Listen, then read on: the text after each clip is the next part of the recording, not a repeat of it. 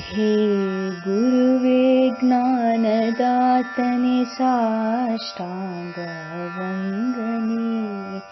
हे गुरुवे ज्ञानदातने साष्टांग वंदने। ಎಲ್ಲ ರಾಮನ ಬೆಳಗುವಂತ ಚೈತನ್ಯದಾತನೇ ಹೇ ಗುರುವೆ ಜ್ಞಾನದಾತನೇ ಸಾಷ್ಟಾಂಗ ವಂದನೆ. ಎಲ್ಲ ರಾಮನ ಬೆಳಗುವಂತ ಚೈತನ್ಯದಾತನೇ ಹೇ ಗುರುವೆ ಜ್ಞಾನದಾತನೇ ಸಾಷ್ಟಾಂಗ ವಂದನೆ.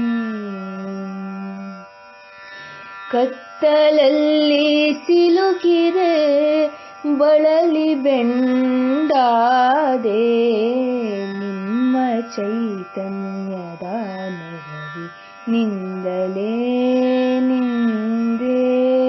ಕತ್ತಲಲ್ಲಿ ಸಿಲುಕಿದೆ ಬಳಲಿ ಬೆಂಡಾದೆ ನಿಮ್ಮ ಚೈತನ್ಯದ ನೆರವಿ ನಿಂದಲೇ ನಿಂದೆ. ಅಮರನಾಗಿ ಎಲ್ಲರಲ್ಲೂ ನವಸ್ಫೂರ್ತಿ ನೀಡಿಹೆ. ಅಮರನಾಗಿ ಎಲ್ಲರಲ್ಲೂ ನವಸ್ಫೂರ್ತಿ ನೀಡಿಹೆ. ಚಂಚಲತೆಯ ಬಿಡಿಸಿ ಮನಕ್ಕೆ ಧೈರ್ಯ ಸ್ಥೈರ್ಯವ ನೀಡಿಹೆ. ಹೇ ಗುರುವೆ ಜ್ಞಾನದಾತನೇ ಸಾಷ್ಟಾಂಗ ವಂದನೆ. ವಿಷಯಗಳಲ್ಲಿ ಸಿಲುಕಿ ಮನವು ಅಲುಗುತ್ತಿರುವುದು ದೇವನೇ.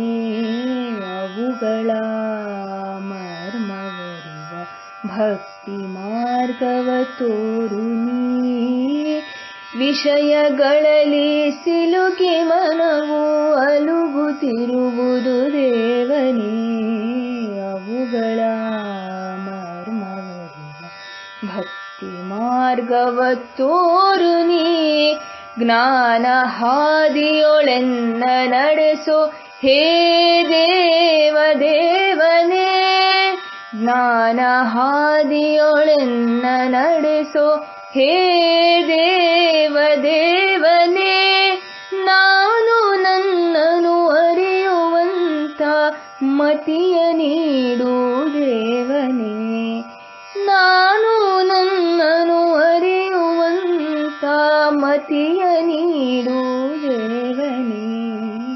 ಹೇ ಗುರುವೆ ಜ್ಞಾನದಾತನೇ ಸಾಷ್ಟಾಂಗ ವಂದನೆ. ಎಲ್ಲ ರಾಮನ ಬೆಳಗುವಂತ ಚೈತನ್ಯದಾತನೇ ಹೇ ಗುರುವೆ ಜ್ಞಾನದಾತನೇ ಸಾಷ್ಟಾಂಗ ವಂದನೆ.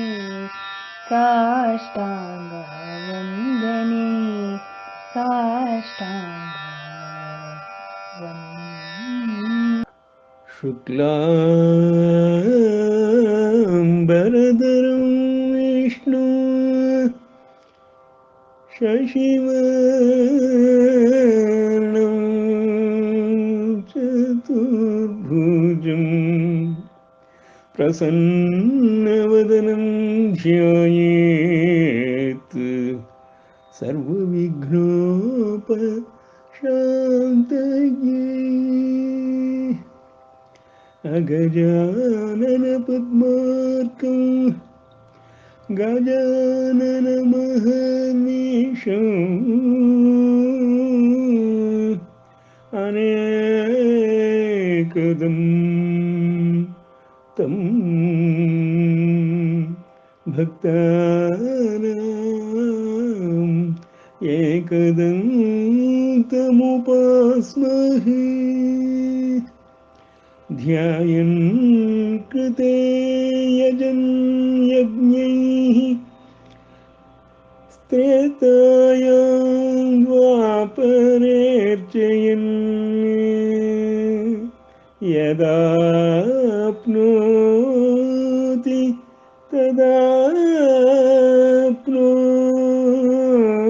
तदाप्नोति यदाप्नोति तदाप्नोति कलौ संकीर्त्य केशवम्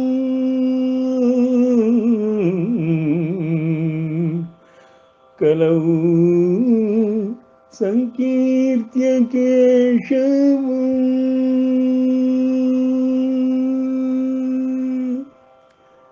अम्ब त्वमनुसन्दधामि भगवद्गीते ಭವದ್ವೇಷಿಣಿ.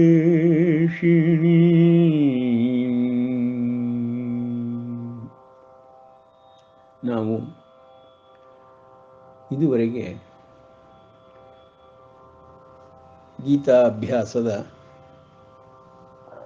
10 ಅಧ್ಯಾಯಗಳನ್ನು ಮುಗಿಸಿ 11ನೇ ಅಧ್ಯಾಯವಾದ ವಿಶ್ವರೂಪ ದರ್ಶನವನ್ನು ಮಾಡ್ತಾ ಇದ್ದೇವೆ. ಅರ್ಜುನನಿಗೆ ಕೃಷ್ಣ ಭಾವದಿಂದ ಮೇಲೆ ಮೇಲೆ ಊರ್ಧ್ವ ಭಾವವನ್ನು ಕರುಣಿಸಿದ ಪರಮಾತ್ಮ ಮಹಾವಿಷ್ಣು ಭಾವದಿಂದ 7ನೇ ಅಧ್ಯಾಯದಿಂದ ತನ್ನ ವಿಶ್ವಾತ್ಮನ ವಿಶ್ವದೇಹದ ಪರಿಚಯವನ್ನು ಮಾಡಿಸುತ್ತಾ ಇದ್ದಾನೆ.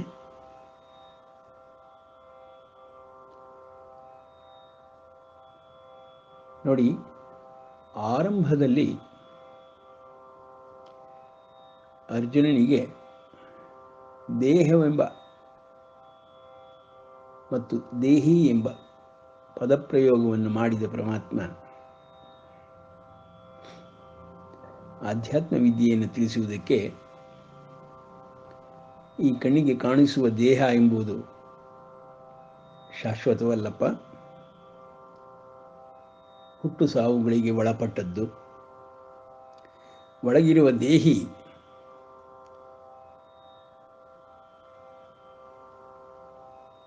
ಶಾಶ್ವತನು. ಅವನನ್ನು ದೇಹಾಂತರ ಪ್ರಾಪ್ತಿಯಾಗಲಿ, ಊರ್ಧ್ವಗತಿ ಪಡೆಯುವುದರ ಮೂಲಕ ಪುಣ್ಯ ಲೋಕಗಳಿಗೆ ಹೋಗುವುದಾಗಲಿ, ಪಿತೃಲೋಕಗಳಿಗೆ ಹೋಗುವುದಾಗಲಿ,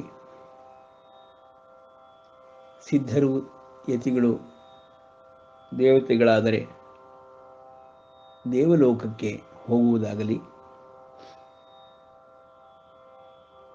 ಮುಮುಕ್ಷುವಾಗಿ ಮೋಕ್ಷವನ್ನು ಬಯಸಿದರೆ ನನ್ನ ಬಳಿಯೇ ಒಂದು ಸೇರುವುದಾಗಿಯೂ 10 ಅಧ್ಯಾಯಗಳಲ್ಲಿ ಕಲಿಸಿಕೊಟ್ಟ ಪರಮಾತ್ಮ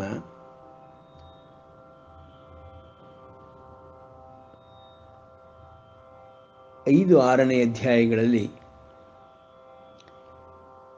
ಪ್ರಾಯೋಗಿಕಾತ್ಮಕವಾಗಿ ಒಬ್ಬ ಜೀವಿಯು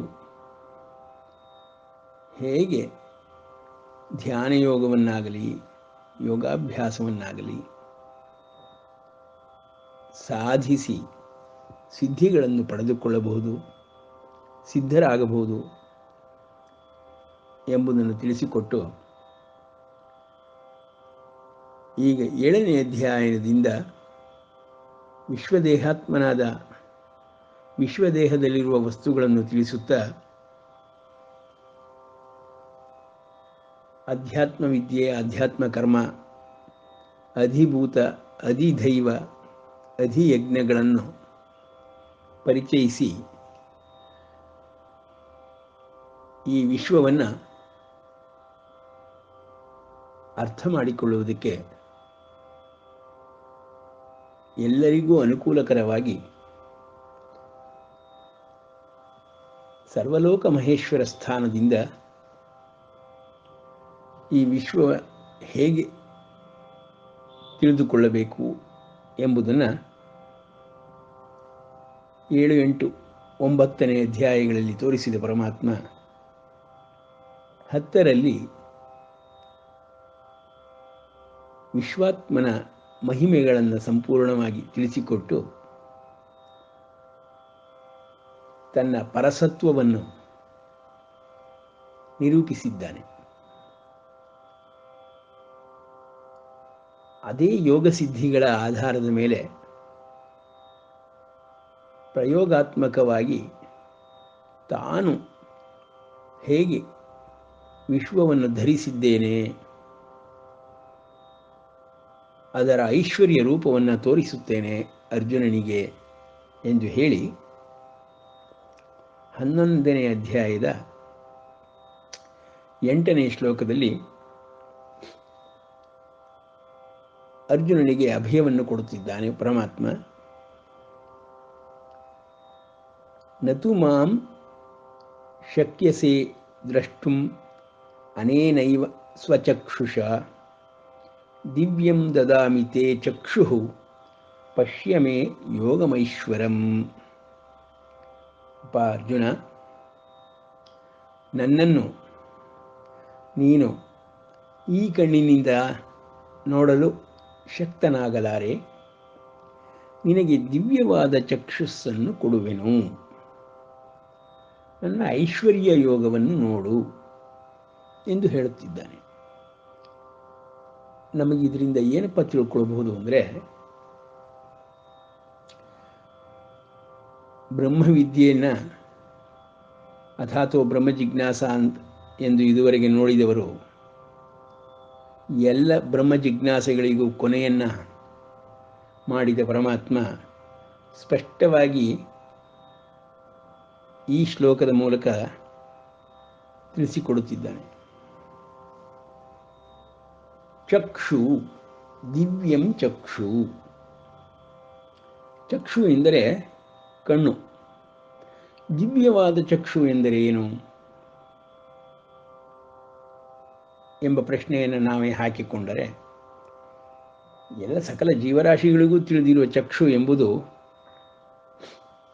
ಭೌತಿಕ ದೇಹದಲ್ಲಿ ಕಾಣಿಸುತ್ತಿರುವುದರಿಂದ ಅದಕ್ಕೆ ಯಾವ ಸಾಕ್ಷಿಗಳು ಪ್ರಮಾಣಗಳು ಬೇಕಿಲ್ಲ. ಆದರೆ ಈ ದಿವ್ಯ ಚಕ್ಷು ಎಂಬುದಕ್ಕೆ ಯಾವ ರೀತಿಯ ವಿವರಣೆಯನ್ನು ನಮ್ಮ ವೇದೋಪನಿಷತ್ಗಳಲ್ಲಿ ಕೊಟ್ಟಿದ್ದಾರೆ ಅಥವಾ ಆಧ್ಯಾತ್ಮ ತತ್ವಗ್ರಂಥಗಳಲ್ಲಿ ಏನೆಂದು ತಿಳಿಸಿದ್ದಾರೆ ಎಂದು ಒಮ್ಮೆ ನೋಡಿದರೆ, ನಾವು ಮೊದಲಿನಿಂದ ಹೇಳುತ್ತಿರುವಂತಹ ಸೂಕ್ಷ್ಮ ಶರೀರದ ಸಿದ್ಧಾಂತ ಬಹಳ ಉಪಕಾರಿಯಾಗಿದೆ. ಸೂಕ್ಷ್ಮ ಶರೀರ ಹಾಗೂ ಕಾರಣ ಶರೀರಗಳಿಗೆ ಆದಿಶಂಕರರು ಹೆಚ್ಚಿನ ಗಮನವನ್ನು ಕೊಡಲಿಲ್ಲ. ಆ ಕಾರಣದಿಂದ ಈ ಮಾಯೆಯನ್ನು ವರ್ಣಿಸುವುದರಲ್ಲಿ ಸಾಮಾನ್ಯನಿಗೆ ಬ್ರಹ್ಮ ಮತ್ತು ಮಾಯೆ ಎರಡೂ ವಿಷಯಗಳು, ವಸ್ತುಗಳು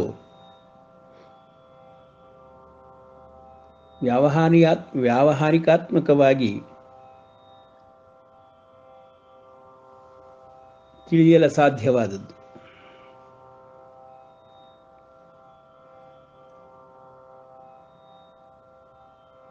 ಪರಮಾತ್ಮ ವ್ಯವಸಾಯಾತ್ಮಿಕ ಬುದ್ಧಿ ಅನಂತಾಶ್ಚ ಬಹುಶಾಖಾಶ್ಚ ಏಕೇಹ ಕುರುನಂದನ ಎಂದು ಹೇಳುವುದರ ಮೂಲಕವಾಗಿ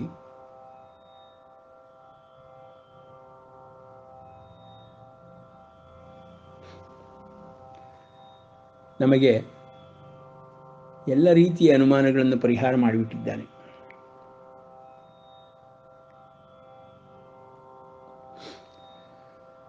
ಆ ಬುದ್ಧಿಯಿಂದಲೇ ನಾವು ಸರ್ವಸ್ವವನ್ನು ತಿಳಿದುಕೊಳ್ಳಬಹುದು ಎಂದುಕೊಂಡರೆ ಈ ಮಾಯೆಯನ್ನು ತಿಳಿದುಕೊಳ್ಳುವುದಾಗುವುದಿಲ್ಲ.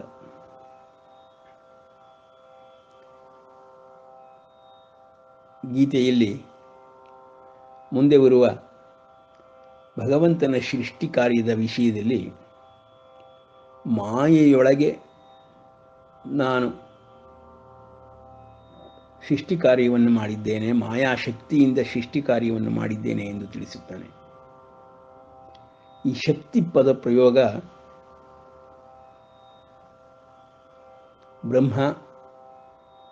ಬ್ರಹ್ಮನಿಂದ ಬೇರೆಯಾದ ಮಾಯಾಶಕ್ತಿ, ಆ ಮಾಯಾಶಕ್ತಿಯನ್ನು ಶಿವನ ಅಧೀನದಲ್ಲಿ ಇಟ್ಟುಕೊಂಡು ಇರುವ ಶಿವಶಕ್ತಿ ಐಕ್ಯ ರೂಪಿಣಿಯಾಗಿರುವಂತಹ ಜಗನ್ಮಾತೆ, ಎಲ್ಲವೂ ಸಗುಣ ಸಾಕಾರದ ಪ್ರತೀಕಗಳು. ಹೇಗೆ ಜೀವಾತ್ಮನ ದೇಹವಾಗಲಿ ಭೂತಾತ್ಮನ ದೇಹವಾಗಲಿ ಸಗುಣ ಸಾಕಾರವೋ, ಅದರೊಳಗಿರುವ ಶುದ್ಧ ಪರಬ್ರಹ್ಮ ಚೈತನ್ಯವನ್ನು ನಿರ್ಗುಣ ನಿರಾಕಾರವೆಂದು ಹೇಳುವುದರ ಮೂಲಕವಾಗಿ ನಮಗೆ ಜಗತ್ತಿನಲ್ಲಿ ಕಾಣುವುದೆಲ್ಲವೂ ಎರಡೇ, ಅಥವಾ ಕಾಣದೇ ಇದ್ದರೂ ಅವ್ಯಕ್ತವಾಗಿದ್ದರೂ ತಿಳಿಯುವುದು ಎರಡೇ. ಒಂದು ಸಗುಣ ಸಾಕಾರ, ಇನ್ನೊಂದು ನಿರ್ಗುಣ ನಿರಾಕಾರ.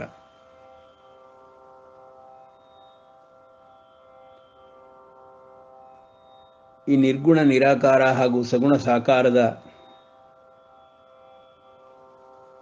ವಸ್ತುಗಳನ್ನು ಒಂದನ್ನಾಗಿಯೂ ನೋಡಬಹುದು, ಎರಡನ್ನಾಗಿಯೂ ನೋಡಬಹುದು, ಮೂರನ್ನಾಗಿಯೂ ನೋಡಬಹುದು. ಎಲ್ಲವೂ ಸಂಬಂಧಿತ ಸತ್ಯಗಳೇ ಆಗಿದೆ.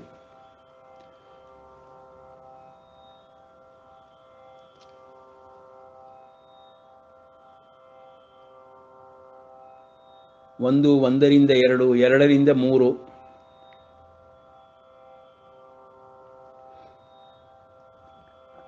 ಇವುಗಳು ಮೂರು ಸಿದ್ಧಾಂತಗಳಾಗಿ ಆಚಾರ್ಯತ್ರಯರ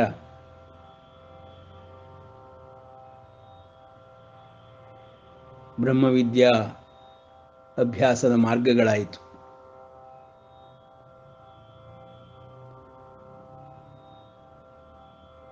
ಒಂದರ ಅಭಾವದಲ್ಲಿ ಉಂಟಾಗುವ ಕತ್ತಲೆ, ತಮ ಅಥವಾ ಸೊನ್ನೆ ಎಂದು ಪರಿಗಣಿಸಿದರೆ, ಶೂನ್ಯವೆಂದು ಪರಿಗಣಿಸಿದರೆ ನಮಗೆ ಶೂನ್ಯದ ಪರಿಚಯವೂ ಆಗುತ್ತದೆ.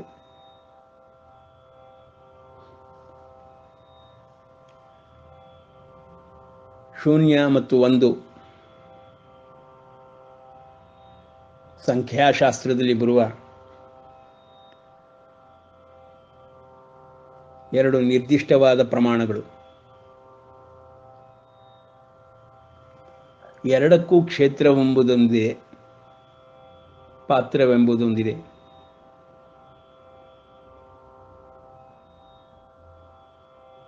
ಆ ಸ್ಥಾಯಿಯಲ್ಲಿ ನಾವು ಶೂನ್ಯವನ್ನು ನೋಡಬಹುದು, ಒಂದನ್ನು ನೋಡಬಹುದು. ಶೂನ್ಯದ ಬೆಲೆ ನಮಗೆಲ್ಲ ತಿಳಿದಿದೆ, ಒಂದರ ಬೆಲೆಯೂ ನಮಗೆಲ್ಲರಿಗೂ ತಿಳಿದಿದೆ. ಒಂದು ಇಲ್ಲದಿದ್ದಾಗ ಶೂನ್ಯದ ಅಸ್ತಿತ್ವ ಉಂಟಾಗುತ್ತದೆ.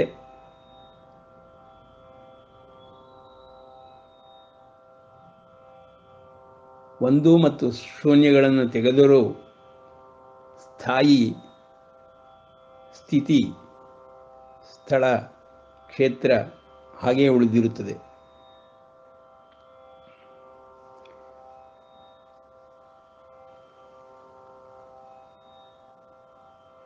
ಹಾಗಾಗಿ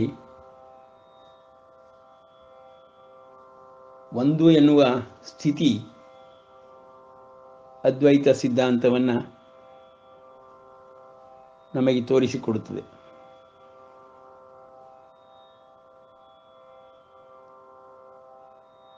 ಒಂದು ಎರಡು ಮೂರರ ಸತ್ಯ ಅಸತ್ಯತೆಯ ಪರಿಶೀಲನೆ ಭಗವಂತನನ್ನು ಅರ್ಥ ಮಾಡಿಕೊಳ್ಳುವುದಕ್ಕೆ ನಮಗೆ ಬೇಕಿಲ್ಲ.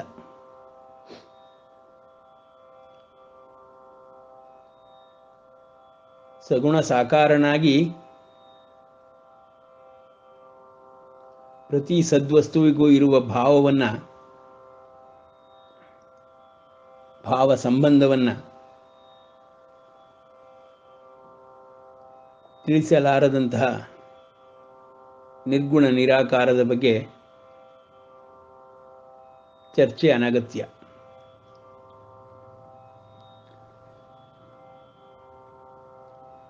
ಹಾಗಾಗಿ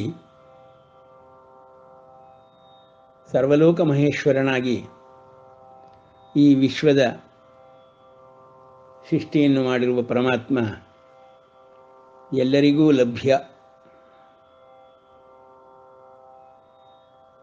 ಅವನನ್ನು ಪಡೆದುಕೊಳ್ಳುವುದಕ್ಕೆ ಹಲವಾರು ಮಾರ್ಗಗಳಿದೆ. ಆ ಹಲವಾರು ಮಾರ್ಗಗಳನ್ನು ಗೀತೆಯೊಳಗೆ ಪರಮಾತ್ಮ ಒಂದೊಂದಾಗಿ ವಿವರವಾಗಿ ತಾನೇ ತಿಳಿಸಿಕೊಡುವುದರ ಮೂಲಕವಾಗಿ ಸಕಲ ಜೀವಾತ್ಮಗಳನ್ನು, ಭೂತಾತ್ಮಗಳನ್ನು ಉದ್ಧರಿಸುತ್ತೇನೆ, ಉದ್ಧರಿಸುವ ಮಾರ್ಗವನ್ನು ಕೊಟ್ಟಿದ್ದೇನೆ. ಎಲ್ಲ ದೇಹಗಳಲ್ಲಿಯೂ ಎಲ್ಲವೂ ಸ್ವಭಾವಜನ್ಯವಾಗಿ ನಡೆಯುತ್ತದೆ. ಅದರಲ್ಲಿ ತನ್ನ ಹಸ್ತಕ್ಷೇಪವಿಲ್ಲವೆಂದು ಇಷ್ಟು ಅಧ್ಯಾಯಗಳಲ್ಲಿ ಪರಮಾತ್ಮ ಹೇಳಿಕೊಂಡು ಬಂದು ಲೋಕಸಂಗ್ರಹವೇ ಗುರಿಯಾಗಿ ಇಟ್ಟುಕೊಂಡು ಬದುಕುವ ಜೀವಾತ್ಮ ಶ್ರೇಷ್ಠನೆನಿಸುವನು. ಸ್ವಾರ್ಥಕ್ಕಾಗಿ ಮಾಡುವವನು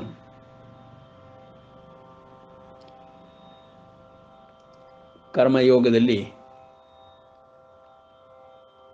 ಕರ್ಮಫಲಗಳಿಂದ ಮತ್ತೆ ಮತ್ತೆ ಬದ್ಧನಾಗಿ ಹುಟ್ಟು ಸಾವುಗಳನ್ನು ಕಾಣುವನು ಎಂಬುದು ನಾವು ಇದುವರೆಗೆ ತಿಳಿದುಕೊಂಡ ವಿಷಯಗಳು.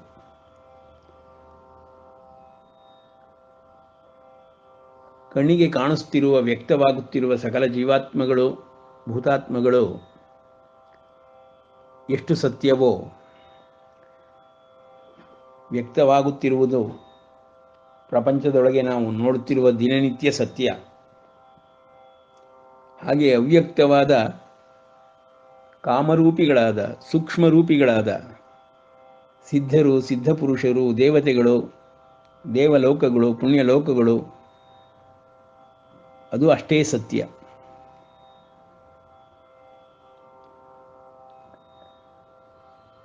ದೇವಲೋಕಗಳಿಗೂ ಮತ್ತು ಮರ್ತ್ಯಲೋಕಕ್ಕೂ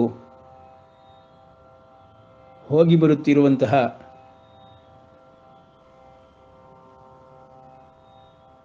ಈ ದಿವ್ಯ ಪುರುಷರು, ಸಿದ್ಧರು, ಯತಿಗಳು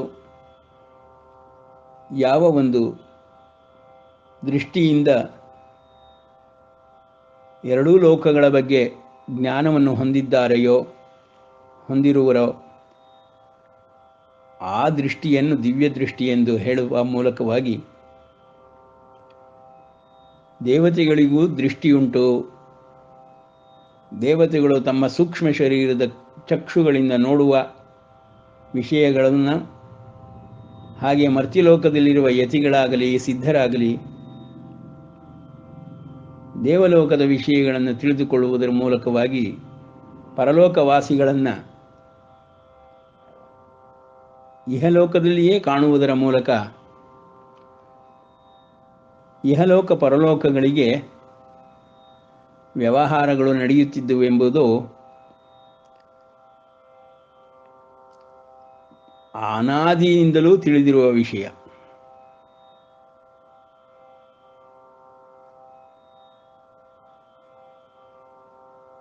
ಶುದ್ಧ ಚೈತನ್ಯ ಸಗುಣ ಸಾಕಾರವಾದೊಡನೆಯೇ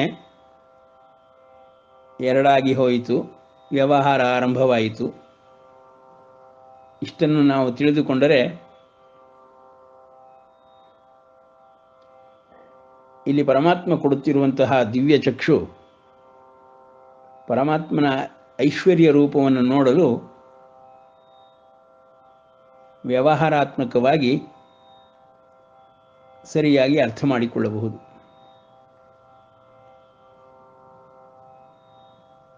ಆ ದಿವ್ಯ ಚಕ್ಷುಗಳು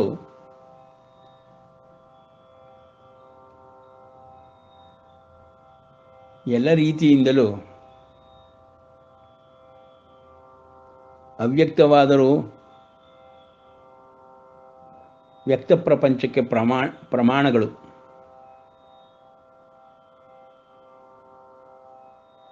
ಈ ರೀತಿ ಅರ್ಥ ಮಾಡಿಕೊಂಡು ಪರಮಾತ್ಮನ ದಿವ್ಯ ರೂಪವನ್ನು ಅರ್ಜುನ ಕಂಡಂತೆ, ಮಹಾವಿಷ್ಣು ಭಾವದಿಂದ ಶ್ರೀಕೃಷ್ಣ ತೋರಿಸಿದಂತೆ ಸಂಜಯನು ಧೃತರಾಷ್ಟ್ರ ರಾಜನಿಗೆ ತಾನು ಕಂಡಂತೆ ವರ್ಣನೆಗಳನ್ನು ಮುಂದಿನ ಶ್ಲೋಕಗಳಲ್ಲಿ ಮಾಡುತ್ತಿದ್ದಾನೆ. ಏವ ಮುಕ್ತ್ವಾ ತಥೋ ರಾಜನ್ ಮಹಾಯೋಗೇಶ್ವರೋ ಹರಿಃ ದರ್ಶಯಾಮಾಸ ಪಾರ್ಥಾಯ ಪರಮಂ ರೂಪಮೈಶ್ವರಂ ಅನೇಕ ವಕ್ತ್ರನಯನ ಅನೇಕಾದ್ಭುತ ದರ್ಶನಂ ಅನೇಕ ದಿವ್ಯಾಭರಣಂ ದಿವ್ಯಾನೇಕೋದ್ಯತಾಯುಧಂ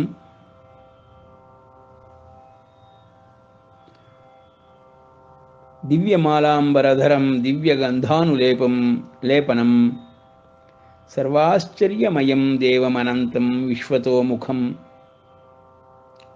ದಿವಿ ಸೂರ್ಯಸಹಸ್ರಸ್ಯ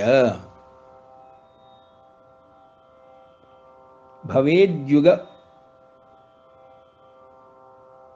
ಪದುತ್ತಿಥ ಯದಿ ಭಾಹ ಸದೃಶೀ ಸಾ ಸ್ಯಾದ್ ಭಾಸಸ್ತಸ್ಯ ಮಹಾತ್ಮನಃ ತತ್ರೈಕಸ್ಥಂ ಜಗತ್ ಸೃತ್ಸ್ನಂ ಪ್ರವಿಭಕ್ತಮನೇಕದಃ ಆಪಶ್ಯದ್ದೇವದೇವಸ್ಯ ಶರೀರೇ ಪಾಂಡವಸ್ತದಾ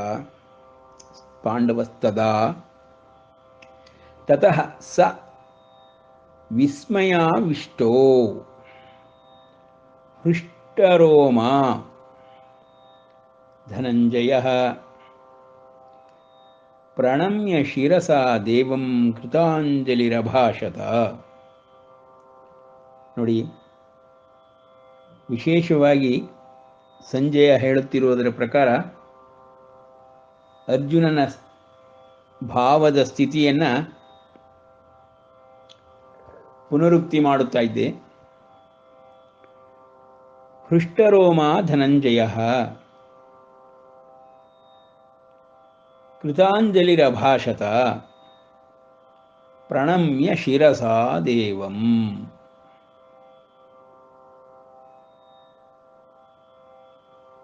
ಮಹಾವಿಷ್ಣು ಭಾವದಿಂದ ಐಶ್ವರ್ಯ ರೂಪವನ್ನು ತೋರಿಸುತ್ತಿರುವ ಕೃಷ್ಣ ಪರಮಾತ್ಮನಿಗೆ ಅರ್ಜುನ ಕೃತಾಂಜಲಿಯಾಗಿ ಹರ್ಷದಿಂದ ರೋಮಾಂಚನಗೊಂಡವನಾಗಿ ನಮಸ್ಕರಿಸುತ್ತಿದ್ದಾನೆ. ಪ್ರಣಮ್ಯ ಶಿರಸಾ ದೇವಂ. ಇದು ಸಂಜಯನ ಮಾತುಗಳು.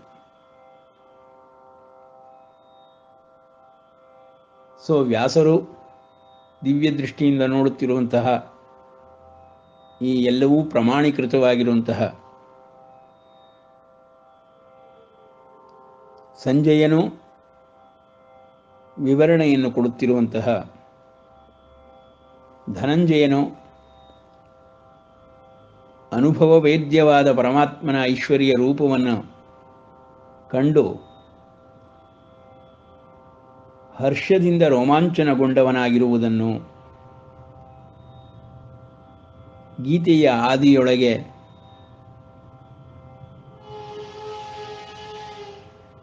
ಕ್ಲೈಬ್ಯಂ ಆಸ್ಮಗಮಃ ಪಾರ್ಥ ಎಂದು ಹೇಳಿದ ಭಗವದ್ವಾಣಿಯನ್ನು ಜ್ಞಾಪಿಸಿಕೊಂಡರೆ ಅರ್ಜುನನ ಭಾವ ಹೇಗೆ ಬದಲಾಗಿದೆ, ಸಾರಥಿಯಾದ ಕೃಷ್ಣನನ್ನು ಗುರುವಾಗಿ ಆರಿಸಿಕೊಂಡು ಧರ್ಮವನ್ನು ತಿಳಿದುಕೊಳ್ಳಲು ಧರ್ಮದಾಹಿಯಾದಂತಹ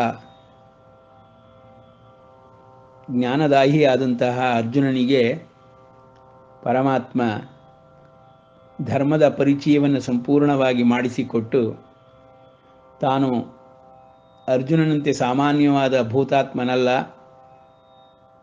ಅಂಶ ಸಂಭೂತನಾಗಿರುವಂತಹ ದೈವಾಂಶ ಸಂಭೂತನಾಗಿರುವಂತಹ ಮಹಾವಿಷ್ಣುವಿನ ಏಕಾಂಶದಲ್ಲಿ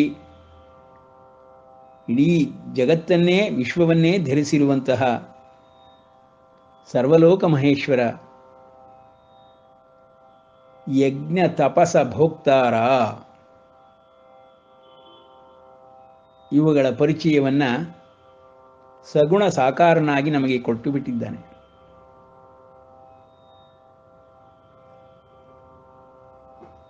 ಸಕಲ ಜೀವರಾಶಿಗಳು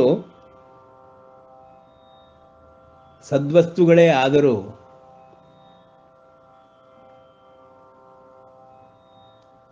ಭಾವರಹಿತವಾಗಿ ಇರಲಾರವು. ಹಾಗಾಗಿ ನಾಸತೋ ವಿದ್ಯತೆ ಭಾವೋ ನಾಭಾವೋ ವಿದ್ಯತೆ ಸ್ವತಃ ಎಂಬುದನ್ನು ನಾವು ಮನಸ್ಸಿನಲ್ಲಿಟ್ಟುಕೊಂಡು ಸಕಲ ಲೋಕ ವ್ಯವಹಾರಗಳು ಭಾವಾತ್ಮಕವಾಗಿರುವುದರಿಂದ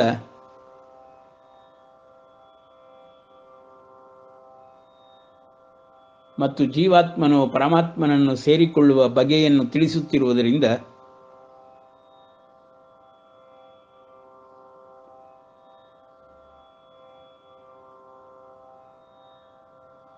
ಪರಮಾತ್ಮನ ಸಕಲ ಅನುಭವಗಳನ್ನು ವಿಶ್ವಾತ್ಮನಾಗಿ ಅನುಭವಿಸುವವರೆಗೆ ಜೀವಾತ್ಮನಾಗಲಿ ಭೂತಾತ್ಮನಾಗಲಿ ವ್ಯಷ್ಟಿಯಾಗಿಯೇ ಇರುವನು, ಅಂಶವಾಗಿಯೇ ಇರುವನು, ಸಮಷ್ಟಿಯಾಗಿ ವಿಶ್ವಭಾವವನ್ನು ಅನುಭವಿಸಲಾರನು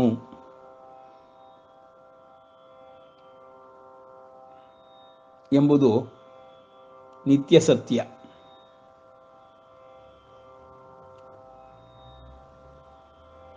ಹಾಗಾಗಿ ಅನನ್ಯ ಶರಣಾಗತಿ ಎಂಬುದು ಪ್ರತಿ ಜೀವನ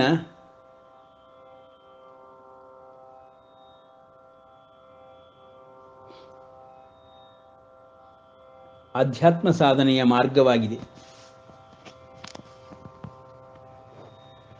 ಭಗವಂತನು ಅದನ್ನೇ ಅನನ್ಯವಾಗಿ ಶರಣು ಬಂದವರನ್ನು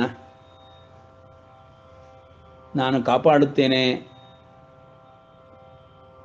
ಅಂತ ಹೇಳುವುದರ ಮೂಲಕವಾಗಿ ಅನನ್ಯಾಶ್ಚಿಂತೆಯಂತೋ ಮಾಂ ಯೇ ಜನಾಃ ಪರ್ಯುಪಾಸತೆ ತೇಷಾಂ ನಿತ್ಯಾಭಿಯುಕ್ತಾನಾಂ ಯೋಗಕ್ಷೇಮಂ ವಹಾಮ್ಯಹಂ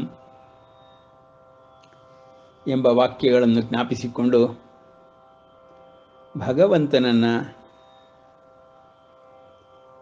ಶಕ್ತಿ ರೂಪದಿಂದ ನೋಡಲಾರಂಭಿಸಿದಾಗ ಭಗವಂತನೇ ತಿಳಿಸುವಂತೆ ಆಸುರಿ ಶಕ್ತಿಗಳನ್ನು ಒಳಗೊಂಡಿರುವಂತಹ ಒಂದು ಪಂಗಡವಾಗಿ, ದೈವೀ ಶಕ್ತಿಗಳನ್ನು ಪಡೆದುಕೊಂಡಿರುವಂತಹ ಇನ್ನೊಂದು ಪಂಗಡವಾಗಿ ಈಗ ಮಹಾಭಾರತ ಯುದ್ಧರಂಗದಲ್ಲಿ ಯುದ್ಧವಾಡಲು ನಿಂತಿರುವುದನ್ನು ಗಮನಿಸುತ್ತೇವೆ.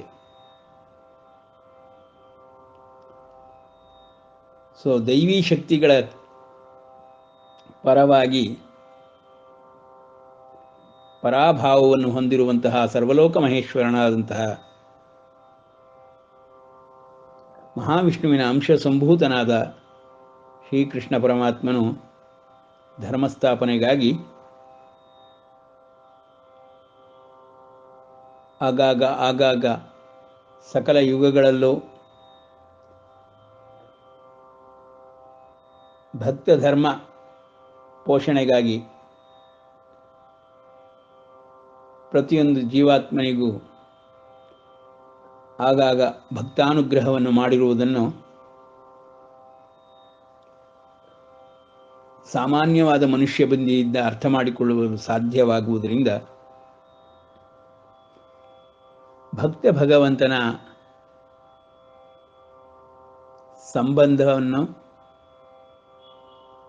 ಪ್ರತಿಯೊಂದು ಜೀವಿಯೂ ಅನುಭವಿಸುವ ಉತ್ಕೃಷ್ಟವಾದ ಸುಖವಾಗಲಿ,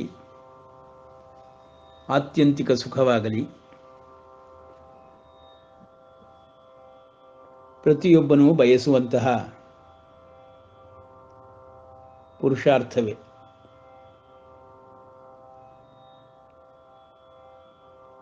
ಆ ಒಂದು ದಿಸೆಯಲ್ಲಿ ನೋಡಿದಾಗ ಅರ್ಜುನನ ಅನುಭವವನ್ನು ಈ ಶ್ಲೋಕದಲ್ಲಿ ಹೇಳುತ್ತಿರುವಂತಹ ಸಂಜಯನು ಸತ್ಯವನ್ನೇ ನುಡಿಯುತ್ತಿದ್ದಾನೆ. ತತಃ ಸ ವಿಸ್ಮಯಾವಿಷ್ಟೋ ಹೃಷ್ಟರೋಮಾ ಧನಂಜಯ. ಆಶ್ಚರ್ಯಭರಿತನು, ಹರ್ಷದಿಂದ ರೋಮಾಂಚನಗೊಂಡವನು ಆದಂತಹ ಅರ್ಜುನನು ದೇವದೇವನಾದ ಶ್ರೀಕೃಷ್ಣನಿಗೆ ಶಿರಸ ನಮಸ್ಕರಿಸಿ ಕೈ ಜೋಡಿಸಿಕೊಂಡು ಪರಮಾತ್ಮನನ್ನು ಕುರಿತು ಹೀಗೆ ಹೇಳುತ್ತಲಿದ್ದಾನೆ ಎಂದು ಸಂಜಯನು ಈ 6 ಶ್ಲೋಕಗಳಲ್ಲಿ ಅನುಭವ ವಾಕ್ಯಗಳನ್ನು ನುಡಿಯುತ್ತಿದ್ದಾನೆ. ಪ್ರತಿಯೊಬ್ಬ ಭಕ್ತನಿಗೂ ಭಾವೋತ್ಕರ್ಷ ಉಂಟಾದರೆ ಈ ಅನುಭವಗಳು ನಿತ್ಯ ಸತ್ಯ. ಎಲ್ಲ ಭಾವಗಳಿಂದಲೂ ಭಗವಂತನನ್ನು ಆರಾಧಿಸಬೇಕು.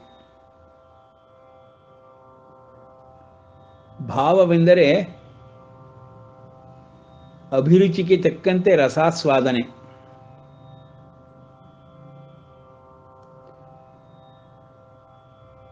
ಯಾವುದೇ ಸಂಬಂಧದಲ್ಲಿ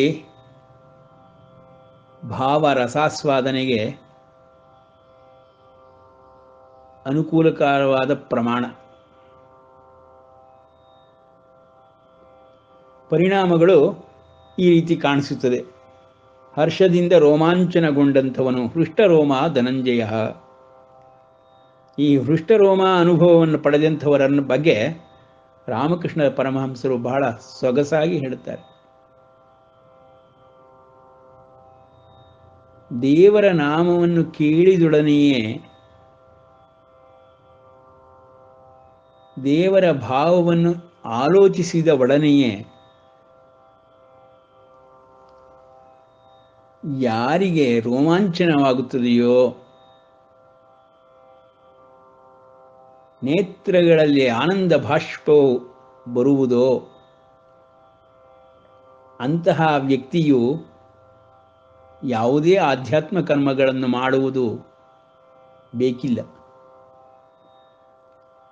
ಅವನು ಬಹಳ ಎತ್ತರದ ಸ್ಥಿತಿಯನ್ನು ತಲುಪಿಬಿಟ್ಟಿದ್ದಾನೆ ಎಂದು ರಾಮಕೃಷ್ಣ ಪರಮಹಂಸರು ತಮ್ಮ ವಚನಾಮೃತದಲ್ಲಿ ಆಗಾಗ್ಗೆ ಭಕ್ತನ ಅನುಭವದ ಬಗ್ಗೆ ತಿಳಿಸುತ್ತಾರೆ.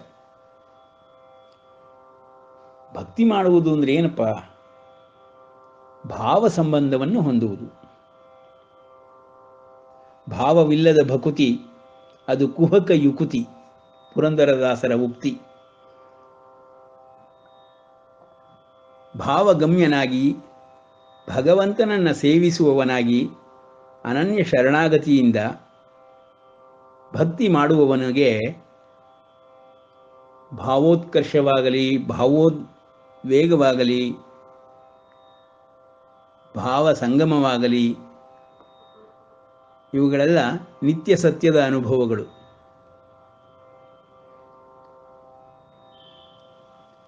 ಅದನ್ನು ಇಲ್ಲಿ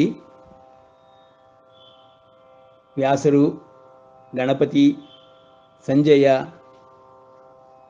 ಅರ್ಜುನ ಆದಿಗಳು ತಿಳಿಸುತ್ತಿದ್ದಾರೆ. ವಿಶ್ವರೂಪ ಅತ್ಯಂತ ಅಪರೂಪದ ಒಂದು ಪ್ರಸಂಗ. ವೇದೋಪನಿಷತ್ ಪುರಾಣ ಇತಿಹಾಸಗಳನ್ನು ನೋಡಿದಾಗ ಭಗವಂತನ ದರ್ಶನವೆಂಬುದೇ ಅತ್ಯಂತ ವಿರಳವಾಗಿರುವಂತಹ ಸಾಂಗತ್ಯವಾಗಿರುವುದಾಗ ಅವನ ವಿಶ್ವರೂಪ ದರ್ಶನವನ್ನು ಕಂಡ ಅರ್ಜುನನ ಸ್ಥಿತಿ ಈ ರೀತಿಯಾಗಿದೆ ಎಂಬುದರಲ್ಲಿ ಆಶ್ಚರ್ಯವೂ ಇಲ್ಲ, ಅತಿಶಯೋಕ್ತಿಯೂ ಇಲ್ಲ.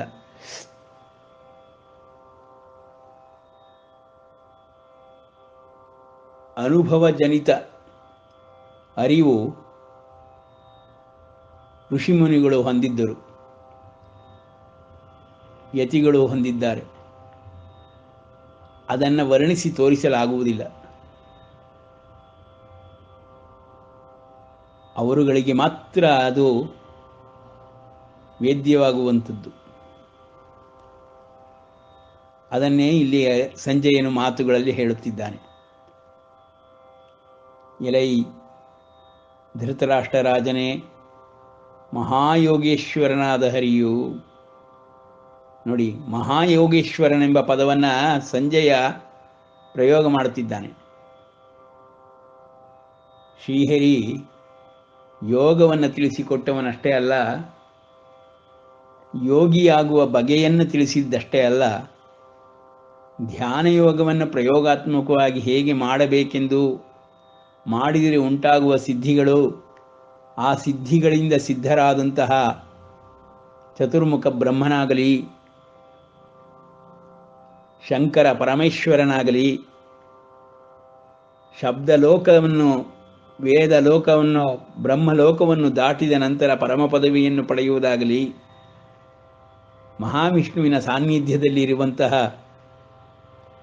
ಸಕಲ ಪ್ರಯೋಜನಗಳು, ಅದಕ್ಕಿಂತ ಹೆಚ್ಚಿನದಾದ ಲಾಭವಿಲ್ಲವೆಂಬುದು, ಆತ್ಯಂತಿಕ ಸುಖವೆಂಬುದು, ಪರಮಶಾಂತಿ ಎಂಬುದು ಎಲ್ಲವೂ ಹೇಗೆ ಲಭ್ಯವಾಗುತ್ತದೆ ಎಂಬುದನ್ನು ತಿಳಿಸಿಕೊಟ್ಟ ಪರಮಾತ್ಮ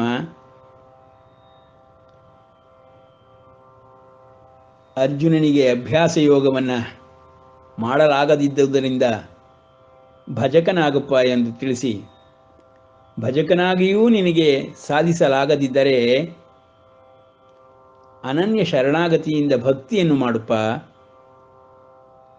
ಭಕ್ತಿಯೊಂದೇ ಸಾಕು, ನೀನು ಭಕ್ತನಾಗಪ್ಪ. ಎಲ್ಲರೂ ನನ್ನ ಭಕ್ತರೇ. ನನ್ನನ್ನು ತಿಳಿಯದೇ ಇರುವವರು ನರಾಧಮರು.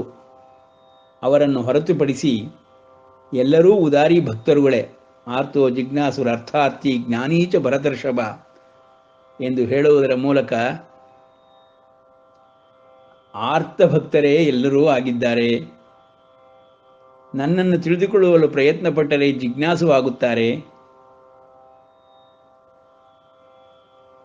ಧರ್ಮಾರ್ಥ ಕಾಮ ಮೋಕ್ಷಗಳನ್ನು ಗುರಿಯಾಗಿಟ್ಟುಕೊಂಡಂಥವರು, ಮೋಕ್ಷವನ್ನೇ ಪಡೆಯಬೇಕೆಂಬಂಥವರು, ನನ್ನನ್ನೇ ಸೇರಬೇಕೆನ್ನುವಂಥವರು ಆದಿಶಂಕರರ ರೀತಿಯಲ್ಲಿ ಮುಕ್ತಿ ಮಾರ್ಗವನ್ನೇ ಮುಮುಕ್ಷುವಾಗಿ ಮನಸ್ಸಿನಲ್ಲಿಟ್ಟುಕೊಂಡು ಆಧ್ಯಾತ್ಮ ಸಾಧನೆಯನ್ನು ಮಾಡುವವರು ಎಲ್ಲರೂ ನನ್ನನ್ನೇ ಸೇರುತ್ತಾರೆ. ನೋಡಿ, ಇಲ್ಲಿ ನಾವು ಒಂದು ಜ್ಞಾಪಿಸಿಕೊಳ್ಳಬೇಕು. ಬುದ್ಧರ ಅವತರಿಸಿದ ಮೇಲೆ ಇಡೀ ಭಾರತ ವರ್ಷವೇ ಬುದ್ಧರ ಶೂನ್ಯವಾದಕ್ಕೆ ಮನಸೋತು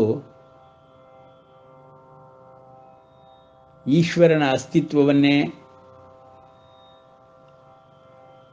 ಪ್ರಶ್ನೆ ಮಾಡಿದೆ. ಪಂಚಭೂತಾತ್ಮಕವಾದ ಈ ದೇಹವೇ ಸರ್ವಸ್ವ, ಪಂಚಶೀಲಗಳನ್ನು ಅನುಸರಿಸಿ ಅನುಷ್ಠಾನ ಮಾಡಬೇಕು ಅಂತ ತಿಳಿಸಿದ ಬೌದ್ಧಿಕ ಧರ್ಮ ಮಾರ್ಗ ವೇದೋಪನಿಷತ್ ಧರ್ಮ ಮಾರ್ಗಕ್ಕೆ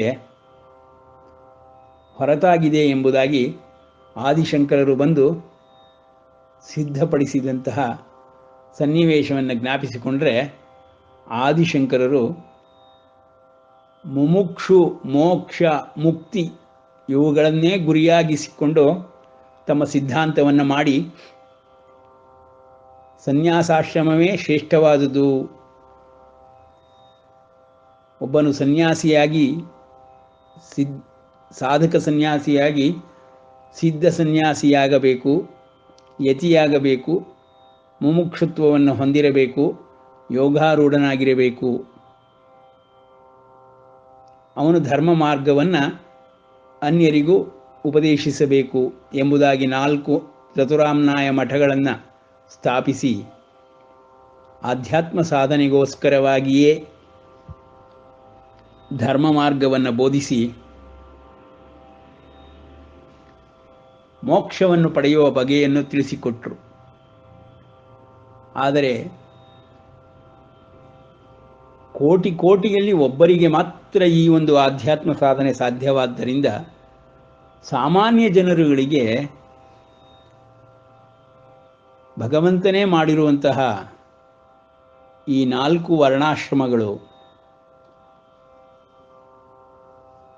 ಮತ್ತು ಪುರುಷಾರ್ಥಕ್ಕಾಗಿ ಇರುವಂತಹ ಬ್ರಹ್ಮಚರ್ಯ, ಗೃಹಸ್ಥ, ವಾನಪ್ರಸ್ಥ ಮತ್ತು ಸನ್ಯಾಸಾಶ್ರಮಗಳು ಸಾಮಾನ್ಯ ಜೀವಿಗೂ ನಿಲುಕುವಂತಹ ಮಾರ್ಗ. ಆ ಮಾರ್ಗದ ಹಿರಿಮೆಯನ್ನು ನಾವು ಪುಣ್ಯಲೋಕಗಳಲ್ಲಿಯೂ ಸೂಕ್ಷ್ಮ ಶರೀರಗಳಾದ ದೇವತೆಗಳಲ್ಲಿಯೂ ಕಾಣಬಹುದು. ನಮ್ಮ ಹಿಂದೂ ಸಂಪ್ರದಾಯದ ಸನಾತನ ಧರ್ಮದ ಸಕಲ ಸಿದ್ಧರು,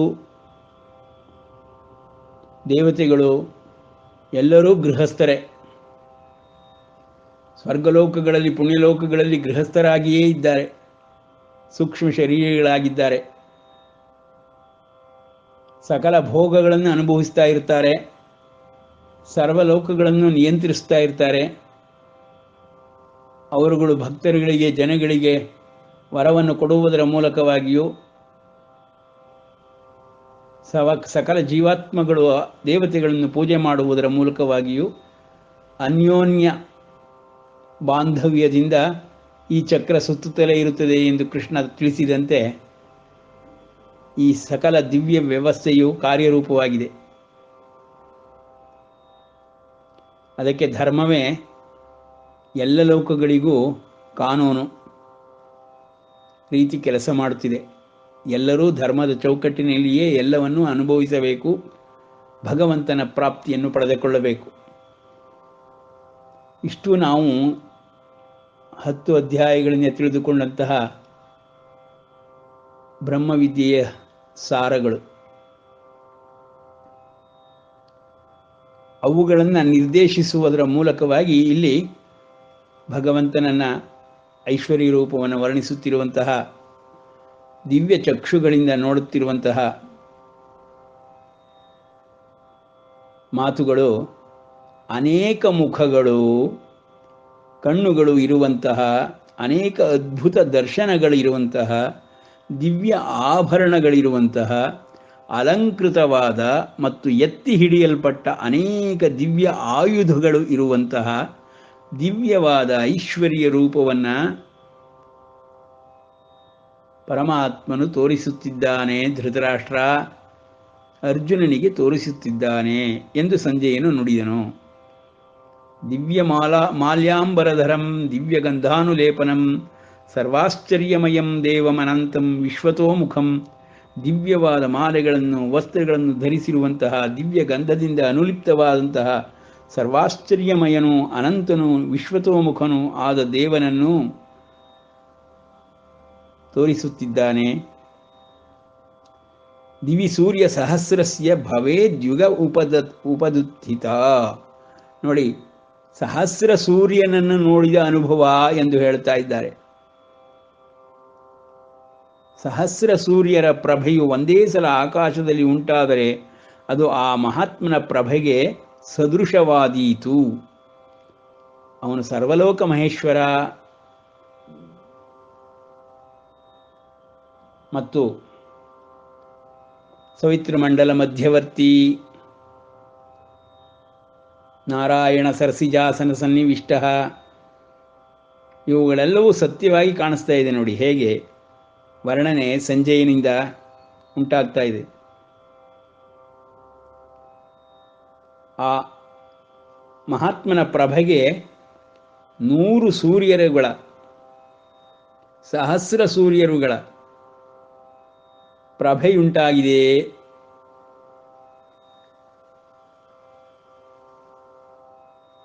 ತತ್ರೈಕಸ್ಥಂ ಜಗತ್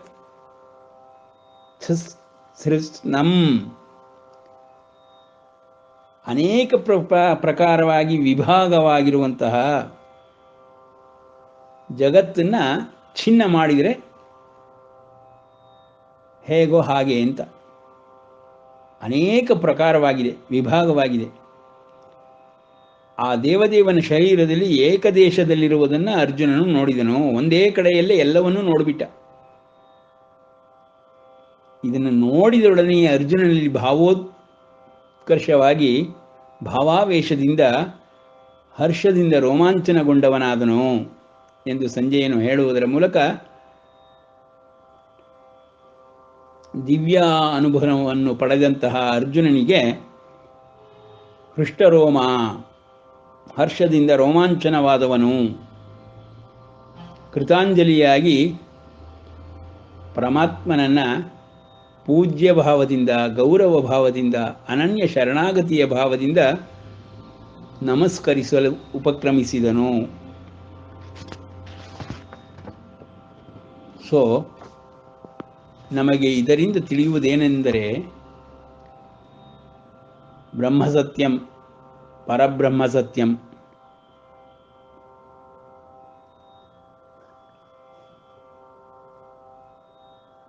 ಅಹಂ ಬ್ರಹ್ಮಾಸ್ಮಿ ಎಂದು ಹೇಳಿದ ಶಂಕರರು ಅಹಂ ಪರಬ್ರಹ್ಮಾಸ್ಮಿ ಎಂದು ಹೇಳಲಿಲ್ಲ.